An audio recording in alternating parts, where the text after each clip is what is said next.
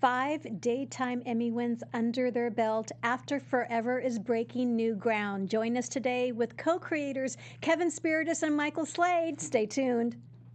You're tuned in to AfterBuzz TV, the ESPN of TV talk. Now, let the buzz begin.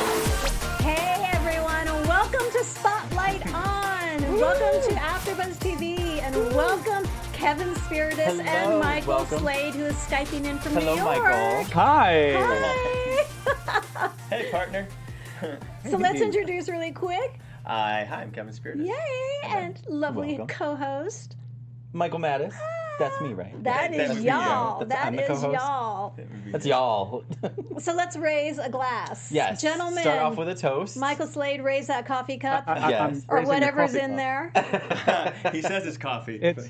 We want to do a congratulations for 8 nominations and 5 daytime Emmy wins. Let's go down the list. Winning for lead actor, Kevin Spiritas. Supporting actress, that went to Erin Cherry. Yes. Writing for digital drama series, that was Michael Slade and Kevin Spiritas. Outstanding directing by Jennifer Pepperman. Yeah. And outstanding digital drama series. The big one. After Forever. Yes. Congratulations, Cheers. both Congratulations, of you. everyone. Hard work. This is some good. This is Dry Rosé by Michael Schulberg. Lots of Michaels in the room. So many Michaels. Yes, we want to thank Michael Solberg. They were one of the gift suite vendors that was there at the Daytime Emmys. So we want to thank them. Delicious wine. Yeah. Yes, absolutely. They do.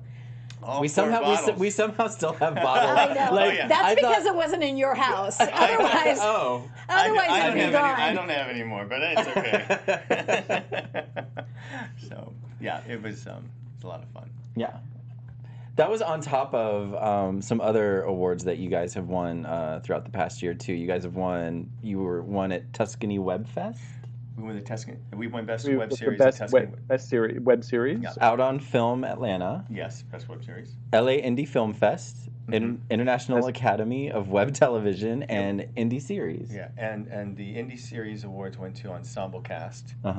And then there's the one you said, the one before that. Academy of Web Television. Academy of Web Television. Wasn't that was our Best Actress, Katie Huffman? Nice. Yes. All right. International. So were the Emmys just kind of like the icing on the cake for you guys? Or was this like what you were hoping? Of course, you want the wins, but Michael and I always discuss. We didn't set out to just go for an Emmy. We had an idea for the story, and we came together with a common idea of what we felt was important and personal to talk about and to say.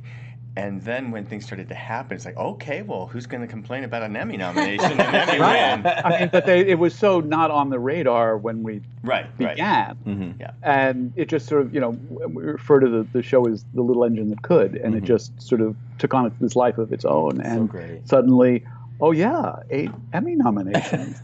That's very cool. Michael, talk about the organic experience of how this show started and was created. Well, it began. I ran into Kevin here in New York. I knew who Kevin was because I had written for Days of Our Lives, and I had actually, the first time I joined that show was, what was it, Kevin? About a month before. I think it was like 2 months before I left. Maybe 2 months before he was written off the show. Yes, he wrote me I had off. Nothing no, to do with that. He says that, but who knows? I didn't have that much power at Days of Our Lives, trust me. But I introduced myself because though I knew him, the actors on the shows rarely knew the writers to look at it, to see our faces. And he said, it was really fortuitous. I've been thinking about wanting to create a web series, and we should have coffee, which we did. And he said the first thing Kevin said was I really want to do a show about gay men who are my age, who are 50-ish, and that really intrigued me because we tend to disappear from the canvas of popular culture the way women tend to disappear after we're not the hot young things. and then we wind up back on as Christopher Plummer down the hall with a cat. Nothing wrong with Christopher Plummer down the hall with a cat, but and some of us are heading there right now. Not fully realized. Anyway, we're stereotyped. And then we started talking about we got into discussions about what could this be, and Kevin suggested something wanting to a single guy and he's dating, and I said, well, why, let's figure out why he would be single at 50. And also just Michael said, from a heroic point of view, how can you get behind someone who's single and out there dating? What's the reason? What's the catalyst? And we started talking about, are we single, or who here is single? And I said, well, I'm single because I can't get a date. How about you? and I said I was single because I had lost my partner to a horrible cancer diagnosis a couple of years before that, and and I kind of felt like I was in a place where I was ready to artistically explore some of it. Yeah. And Kevin and I talked about. Kevin said that and he. I asked you. If you want to go there, that's amazing. Yeah. Well, I thought what a wonderful backdrop to have this person be single. And one thing I did ask you in that conversation we had was, do you still talk to Richard? Do you still talk to him?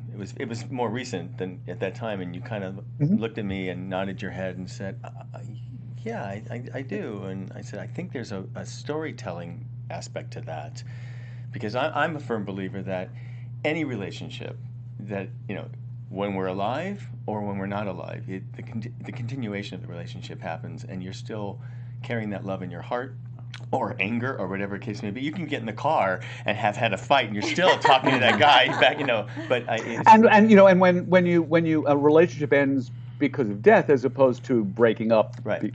Nobody has been a shit. Can I say that? Yeah. You did now. Okay. Just did. As to quote Valerie Bertinelli.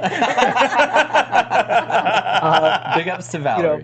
Nobody's. You don't fall out of love with somebody because they've died. They're just not physically part of your life anymore. And so the idea was not at that point to make it autobiographical about Michael's life or relationship, but what we took was the diagnosis that my partner Richard had gotten, and the decision that with a very bleak prognosis that at best chemo and all of that could extend his life for some weeks or months, he chose no, I'm done. I'm not going to do that. And it was that decision that we decided would be a really cool thing to use for Jason.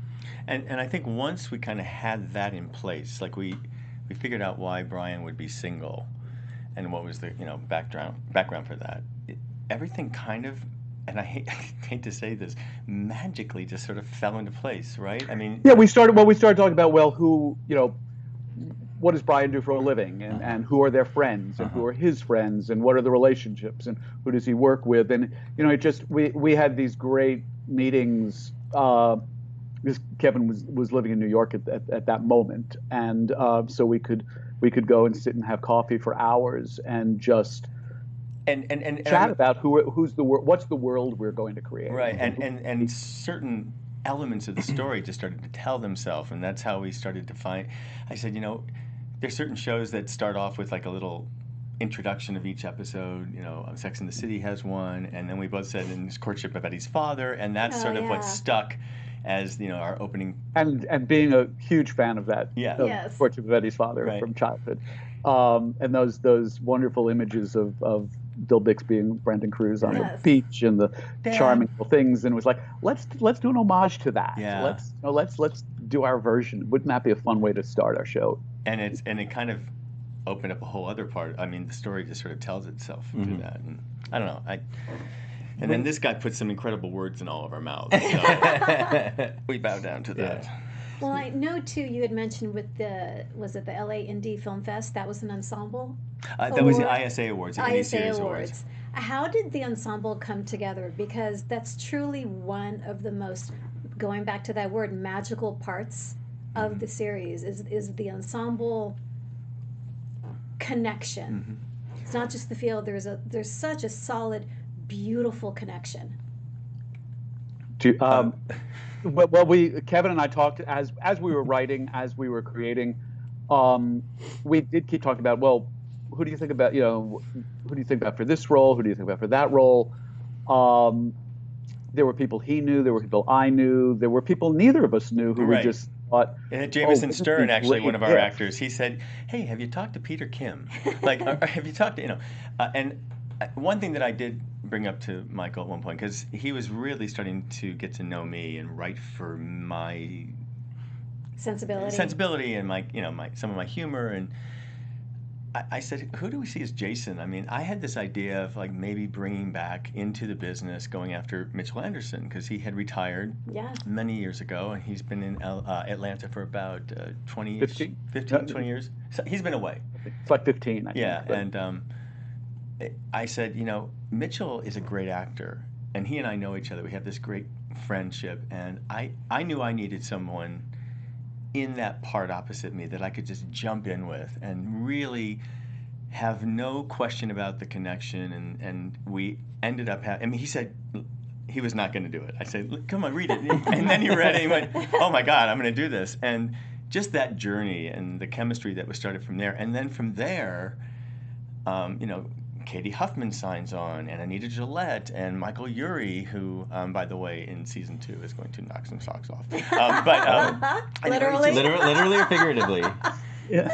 But everyone signed up, and we did it, and we had a reading of it first to just sort of get the awareness out there. But I think. But one of the things that was really amazing from day one is first of all, everybody we wanted said yes. Yeah, I mean, whether we knew them or didn't know them. I mean, people would read the scripts and say, because in the world of digital, they're not getting big budget motion picture salaries. We're not? Yet. But people read it and said, I just want to be part of this. That's amazing. And that was true for our crew as well, right down to the kids right out of film school who were, lugging equipment around. People there was an energy to us. Magical experience. Yeah, and respect. And I remember, even from the first day. Our first day was the bicycle scenes outside on the river and East River, and we were like feeling it out, but it was. We stepped into this energy, and just everybody was like, okay. Throwing our hats over the wall, and we're going to chase it. And I don't think we had any bad blood on that set at all. None. Arguments, no disgruntled. And people who would come even days they weren't shooting, just to be around, or it was that kind of thing. And and crew people who went out of their way, said, oh no, we don't need to take a break. Let's just keep doing this because this is really good. Mm-hmm. And Jennifer Pepperman, who Michael had worked with on, was it One Life? One Life to Live. She was a producer, she was a director, and she was a writer too at a certain level. And she gave us such an amazing skeleton of what she was thinking of doing, and then we get on the set and she goes, oh, let's just change it and shift it to this.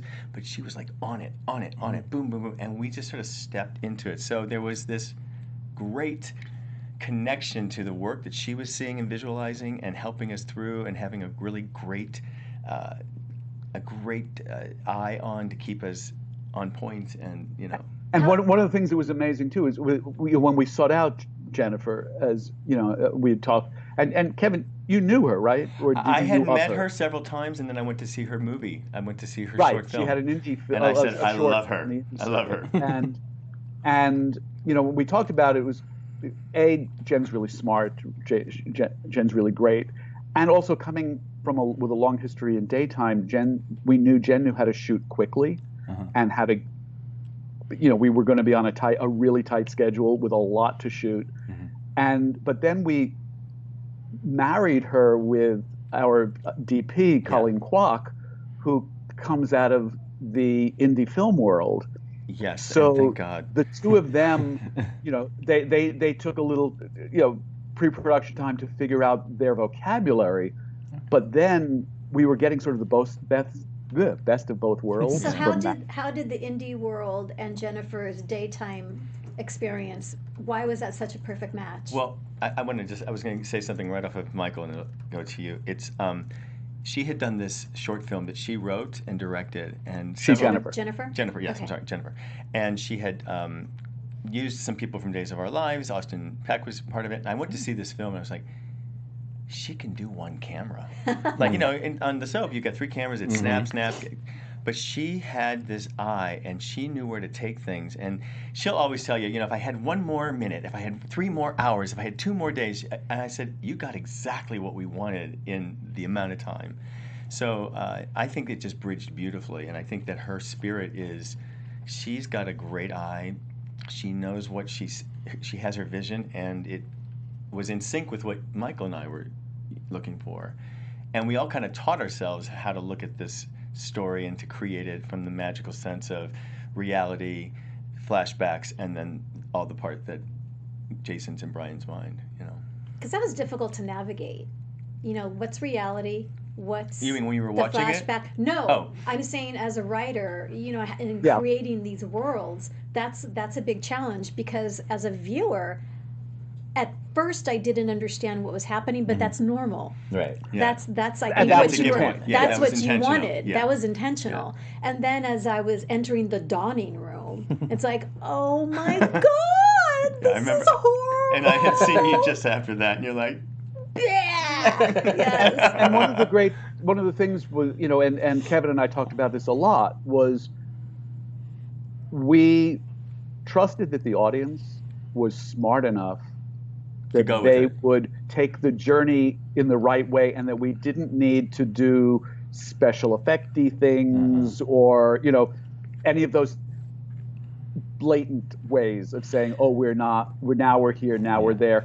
That, you know, and I remember, Kevin, and you were quite vocal about it, and which I appreciated. Let's trust the audience. Our audience is gonna, they're gonna figure it out at the rate they figure it out, and then they're gonna go, oh my God, this is so cool. Yeah, and about that first episode and the pilot episode, there are things that we specifically put in so you could go back and track what it was that, oh wait, you just didn't know where it was in the story. There were also things that we had written that we ended up, and we filmed, but we ended up cutting them because it was not necessary to repeat a moment, or there was a long shot of something happening, and by the time that shot got halfway through, I was like, okay, I already know what's happening next. So it was really. Or you have the wonderful experience of, you know, that you just, which is the great thing about having this caliber of actors, where suddenly somebody has said something with their eyes that that eliminates the need for the next 3 lines because it all happened. Or they steal the scene by saying something in as a response, and they get the last scene, they get the last cut of that scene. Katie Huffman. Anyway, twice. But who's counting?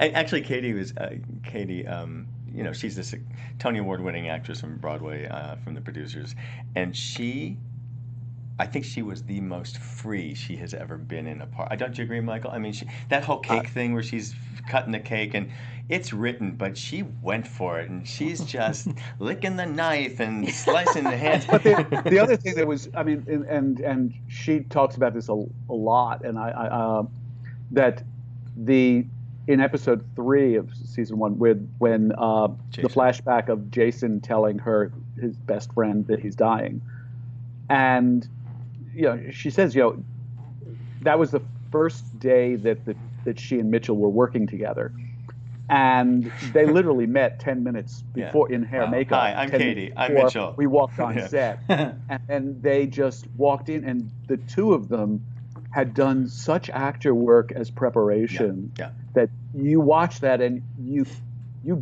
from the moment they look at each other, you know they've been best friends for 20 years or 30 years. I think that scene, and you and I have discussed this, I think it's the centerpiece of the first season. I really do. I still get emotionally charged and choked up by it and triggered by, and this one, I'm pointing to Michael. That's me. For our podcast Your screen over there. Okay. But he's not in the room. But I was on set and he was offset watching the monitors and whatnot, and every once in a while I'd see him leave the room, and I knew that a chord had been hit, and it was really, but that was great.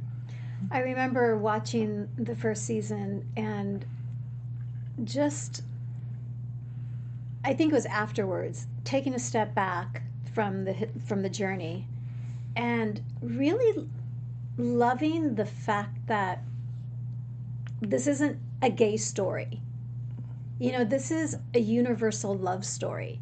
And I was so excited to share it with everybody because of that. Yeah.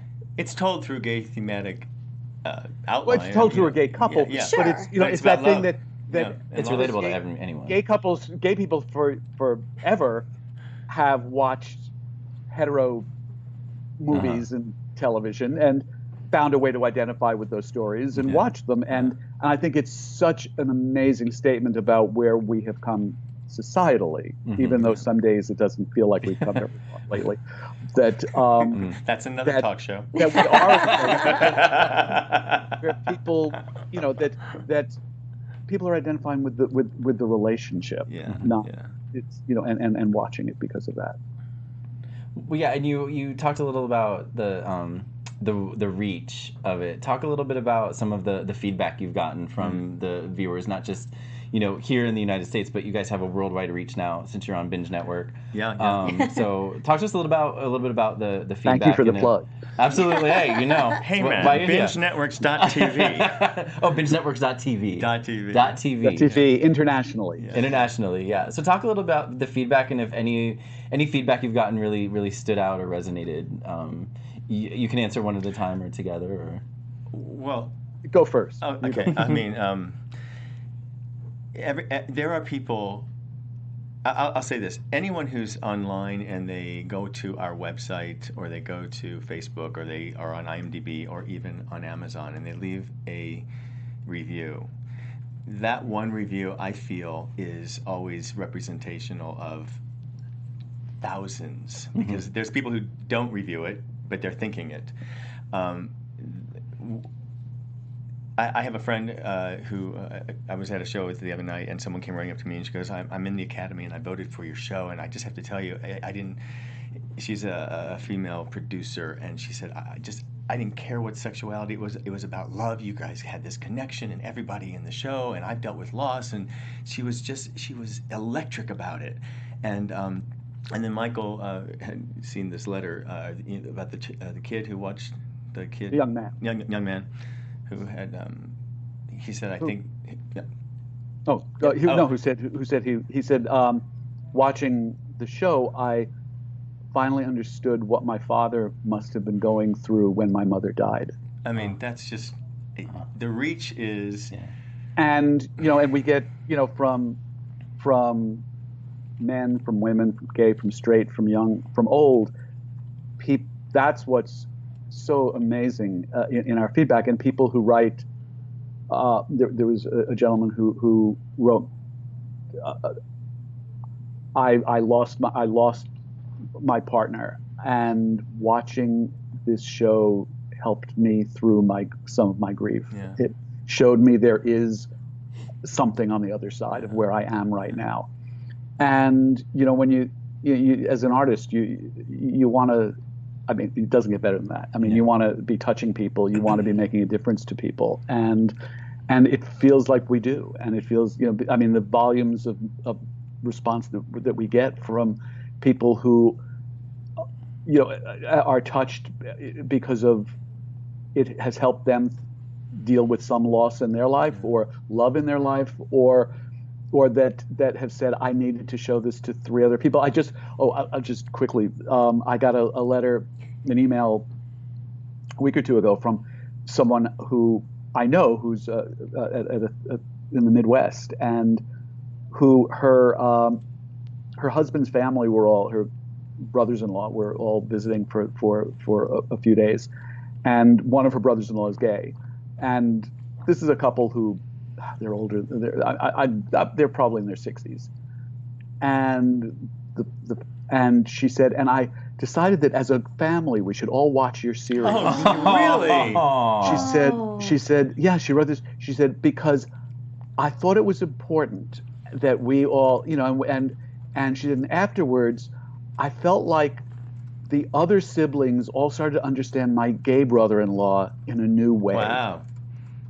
Let's send her flowers. I mean, so yeah. But I also want to quote Michael Slade and on his beautiful acceptance speech for best writing when we were up there, which I was convinced we were not going to win when they had grabbed me to go backstage and get ready to present. I said, "How are they going to? I mean, I'm not going to be available to go on."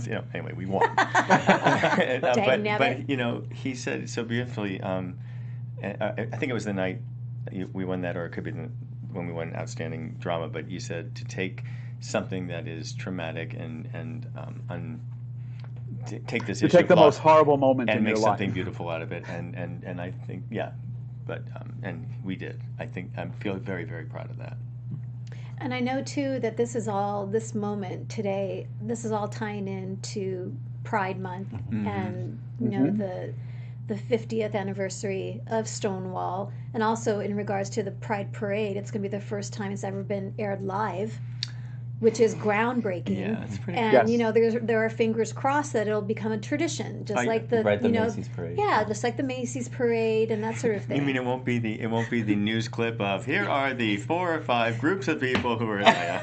They'll probably have to fuzz out the bare arses, you know what I mean? But But that's or great. not. Or not. Are they gonna do the 50th? They're gonna televise the one in New York or here? Here. Oh, Here yeah. too. Here. Is it New York as well? I don't know about. I'm not sure. Michael, do you know if I'm not sure. Ours does not tend to be. It has never been televised. Right. Yeah.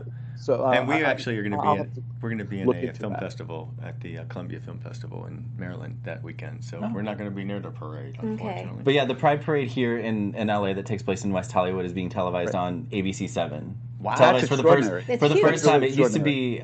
I think it used to be televised on the West Hollywood. Yeah, right, The the WeHo local. TV.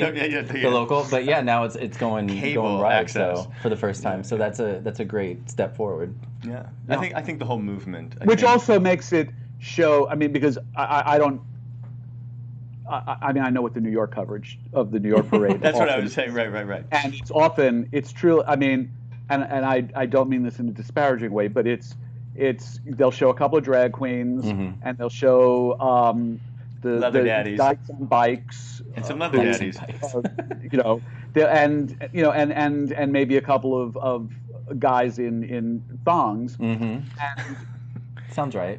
which is great. I love all those people, but it's also they don't show the 10,000 people who look like everybody else who's watching television. Mm-hmm. And I think that the parade being fully televised lets everybody see the breadth of what of the gay community is like the straight community. It is there are all sorts of people. Mm-hmm. Hannah Gadsby, who has this incredible stand-up on Netflix called Nanette, she always says, as a child in Tasmania, when she'd see the gay parade, she'd go, "That's a bit busy. They're a bit busy, those gays, and that's what Michael's referring to. It's always the very specific stereotypical grouping, but I think. And depending on where in the country that yeah. clip is being shown, it can be even more stereotypical. Right.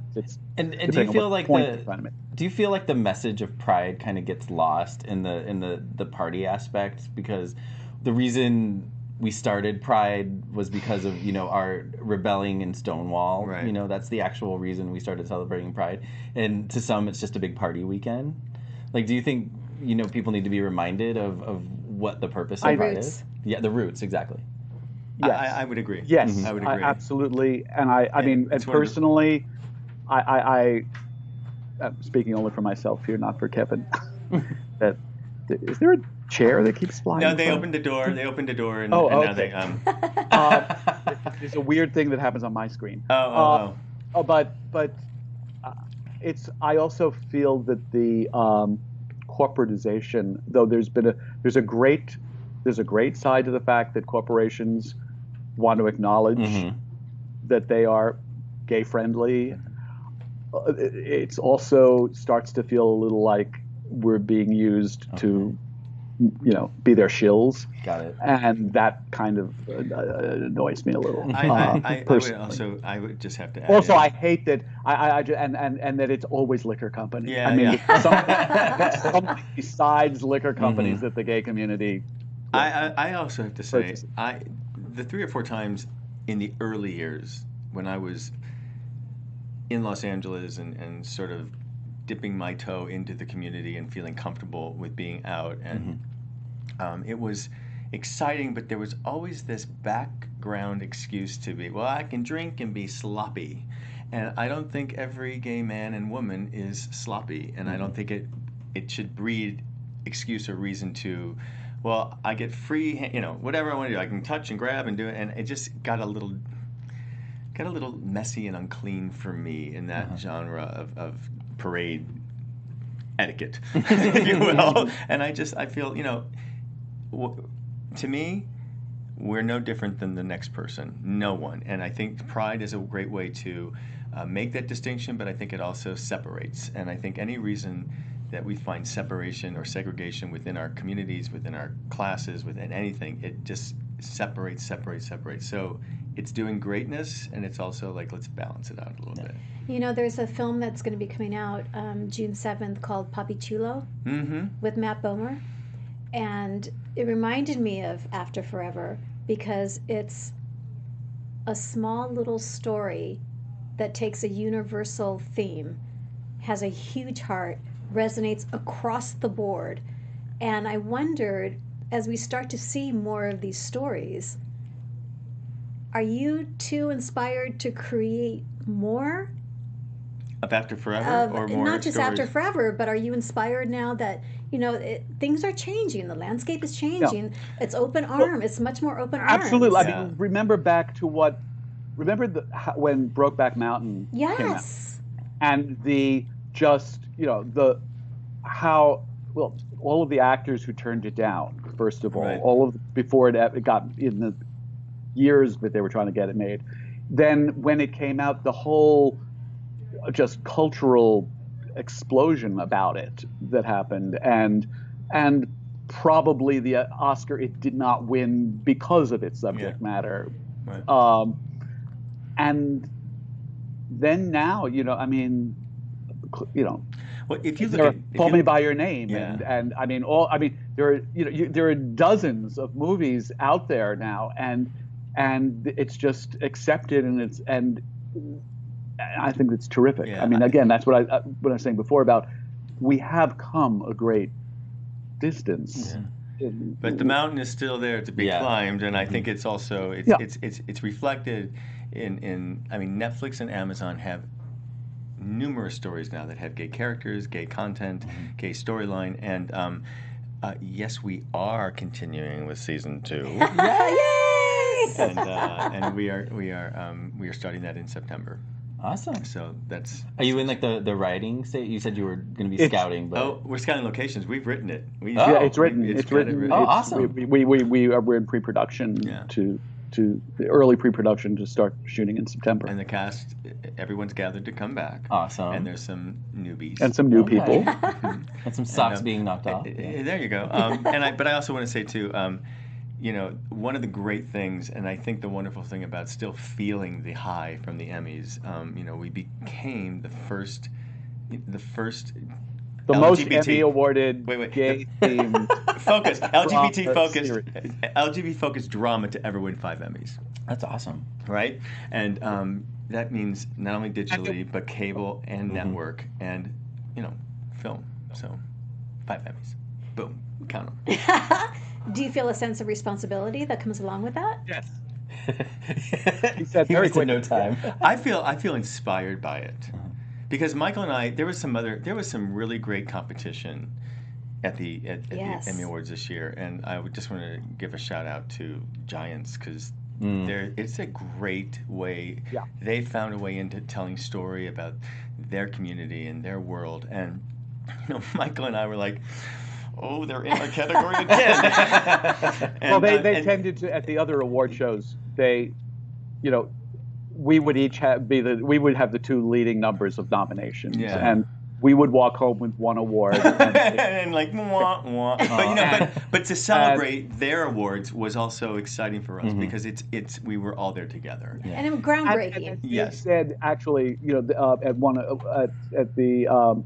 ISAs, at the ISAs, that and it's so true that one of the things that's been incredible about this digital explosion is that it's allowing people to tell stories that weren't being told because powers that be didn't want to tell them. And we were not waiting for permission to do it. Exactly. And that was the one thing when I first met Michael that day at the gym. I just sort of like pitched. I said, "Hey, let's do something. Let's do this." And he's like, "Whoa, wait, let's talk about it." And I said, "No." And so I mean, I think preparation meeting opportunity is a way of, that's luck, it's karma, whatever you call it, but I think it's really, this show I think was supposed to be born, and I think it was supposed to be made, and I think it was supposed to carry our personal experiences to the world. And I'm grateful, and this man who I work with, Michael up on the wall, I said at the night of winning the lead actor, it's a healing for me to work together with him. And God, he's a mean teacher when it comes to writing. Write those thoughts down, Kevin. Taskmaster. He said taskmaster. Write those thoughts down, Kevin. I'll review them. Oh. But he's good. He's like, where's that going to take us? Where's that going to branch out to? Well, I know one of the things that, except for Michael Mattis, who's the baby of the group. But he's a very mature baby. He's a mature baby. He's my chronologically, he's the baby of the group. He's great. I try. I am so excited about this series and this show because, as you said in the beginning, it focuses on men of a particular age, and me being a woman of a particular age. And 34. Thank you. God bless you. Checks in the mail. That this story was born when it was ready to be born. Yeah. And there's such a beauty in that and a power in that. What do you have to say to folks of that particular age who have stories that haven't been told yet? I just want to say, Michael and I would say, come on, we got to get these scripts ready. We got to get them finished. And he goes, Kevin, they're going to be done. And we're going to get this done, and we're going to film it when it is exactly supposed to be. I'm like, oh. You're like, no. And I'm a schedule man, and Michael is not a schedule man, but he's more of a free, let's ride the wave, it'll be presented, and then we just sort of found... I'm more of a whatever. Right. I don't want it. I want it, and if it means taking an extra month or 2 months or 6 months, right? I know, to get it right. Let's get it right. Yeah, I want to do it now. In response to your question about the 50, the of a certain age. First of all, I think that one of the things that we wanted to do, and I feel very proud of what we've done, is that remind people and that there is life after 30 for everyone. I mean, and it's vibrant, and that it's not, it's full and it's vibrant, and in many ways, Mike, you'll learn this at some point, richer even than when you were younger, because all of that experience leads to stuff. It's like a play of mine that when in its early drafts was all about a 20-something couple, and the secondary characters were the parents, and it kept not working, and finally I realized, you know what the problem is? The parents are such more interesting characters. They've lived longer, and there's so much more there. And I shifted, I just shifted the focus of the play, that the parents became the focus, and suddenly it worked.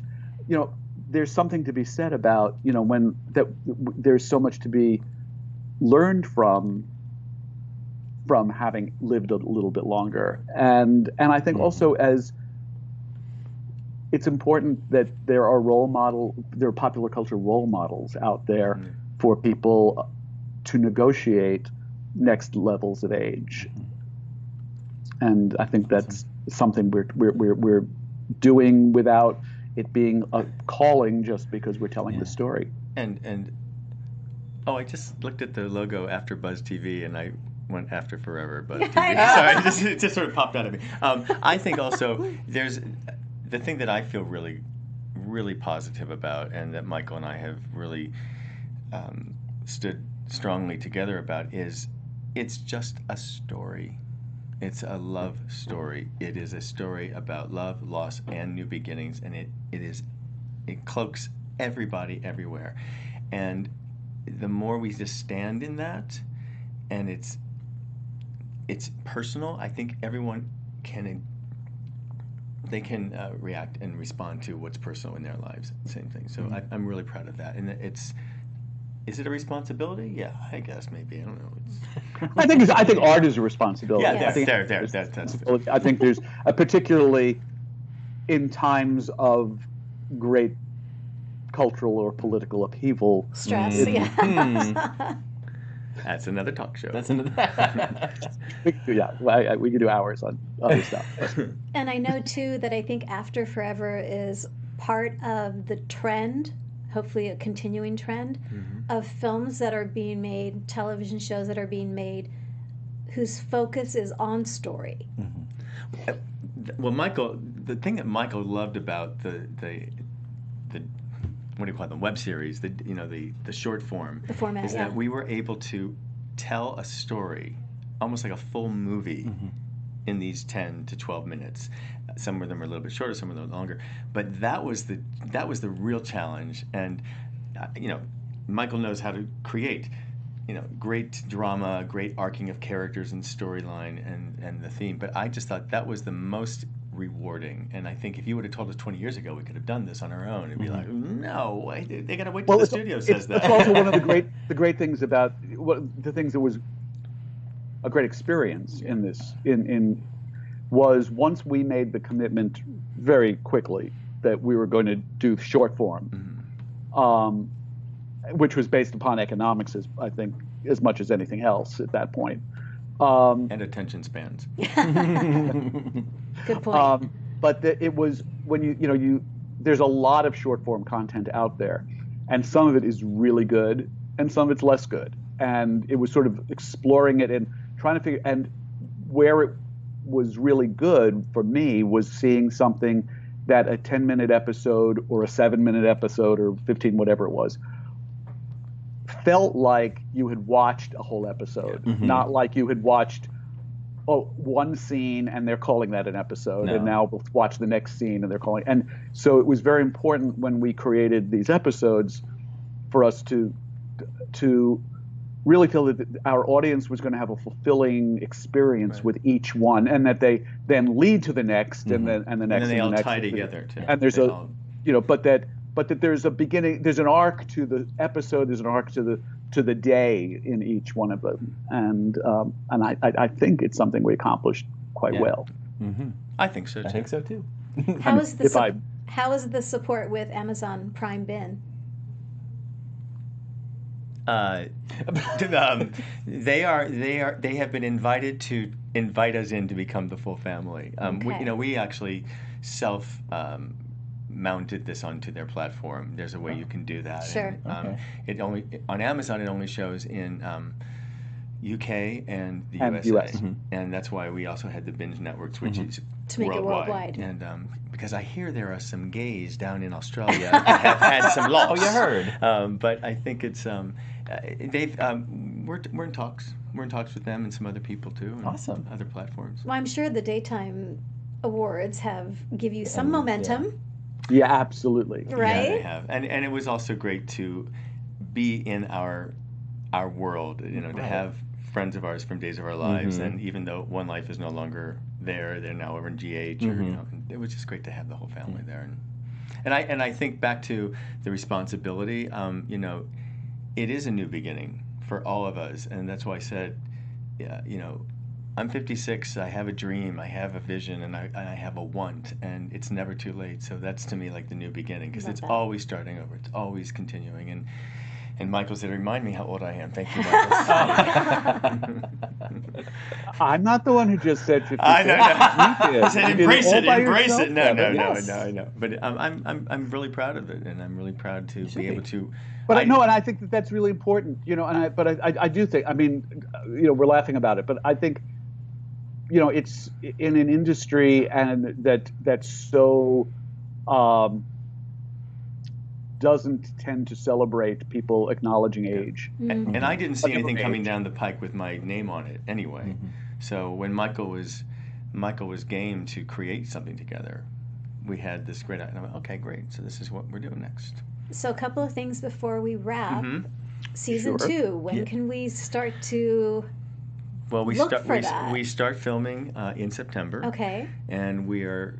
Fingers crossed, we will get it out by the end of 2019. Okay. Wow. Awesome. That's aggressive. Yes. Yeah. Fingers are crossed really, really hard. Our eyes are crossed, our legs are crossed, our toes are crossed, and some of your parts are crossed. Okay, perfect. Yes. Michael Slade, where can people find you on social media? Oh, gosh. Facebook. Michael Slade, Facebook. I, as Kevin likes to laugh, I mean, I'm sort of a professional Luddite. The fact that I am Skyping with you right now is a technical really wonder. So well. People who know and love me are probably just amazed. You We had 3 trials. No, it's okay. Turn on the computer, Michael. No, I am on Facebook. I also have a website, michaelsladewriter.com. Perfect. That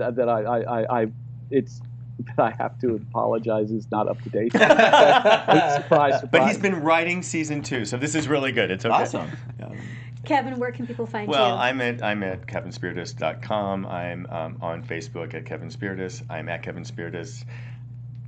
Twitter, Instagram, but you can find us easily. Both of us can be found easily at AfterForeverTheSeries.com or on Facebook at AfterForeverTheSeries. And thank you guys for having us on. Thank you for coming. Oh my gosh. Michael, where can folks find you? Oh, you can find me on the gram at MLMattis or on the Twitter at MLMattis1. And you can find me on Twitter at Tami Goveia and Insta Tami.Goveia. Gentlemen, thank you so much. Thank you so much. It was After so Forever, great. forever. So great. Season 2. See you, Michael. 2. See you, gang. Bye, Michael. Thanks, Thank you so everyone. much. Bye. Our founder, Kevin Undergaro, and me, Maria Menounos, would like to thank you for tuning in to AfterBuzz TV. Remember, we're not just the first, we're the biggest in the world, and we're the only destination for all your favorite TV shows. Whatever you crave, we've got it. So go to AfterBuzzTV.com and check out our lineup. Buzz you later. The views expressed herein are those of the hosts only and do not necessarily reflect the views of AfterBuzz TV or its owners or principals.